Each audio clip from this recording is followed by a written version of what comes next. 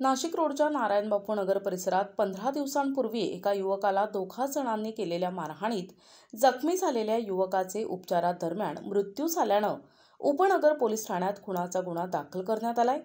32 वर्षीय अमित रमेश उगले आणि त्याच्यासोबत असलेले आरोपी मंगेश दादासाहेब जाधव आणि कैलास उर्फ रुपेश दादासाहेब जाधव यांच्यात 22 डिसेंबरला सायंकाळी 7 वाजेच्या सुमारास मद्याच्या नशेत वादविवाद झाले।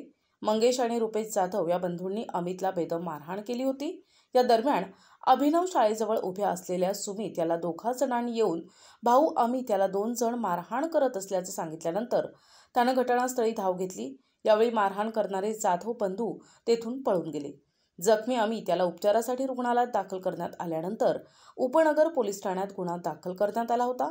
उपनगरचे वरिष्ठ पोलीस निरीक्षक जितेंद्र सपकाळे यांच्या मार्गदर्शनाखाली सहाय्यक पोलीस निरीक्षक नरेंद्र बैसाणे यांनी तात्काळ संशयित मंगेश आणि रुपेश जाधव या दोघांना उपनगर पोलिसांनी अटक केली होती।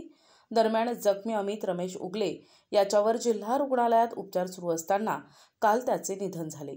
याविषयी अधिक माहिती उपनगरचे वरिष्ठ पोलीस निरीक्षक जितेंद्र सपकाळे यांनी दिली आहे।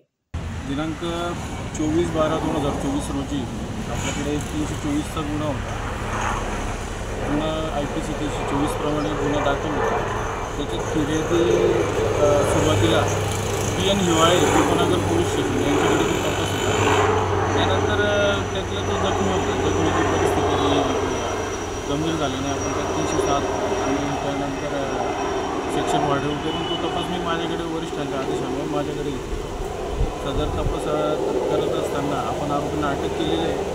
कालच्या दिवशी दिनांक 6 जानेवारीला तो त्यातला जो जखमी होता अमित उगले हा मयत झाल्याने आपण त्याच्यात खुनाचं सेक्शन 103(1) हे वाढीव कलमाने लावण्यात आलेलं आहे। सदर आरोपी आता हे सेंट्रल जेलीत आहे। पुढील तपास हा अतिशय सुयोग्य पद्धतीने चालू आहे। दोन्ही आरोपी न्यायालयीन कोठडीत आहेत। प्रतिनिधी प्रशांत जेजुरकर, दिशा न्यूज, नाशिक रोड।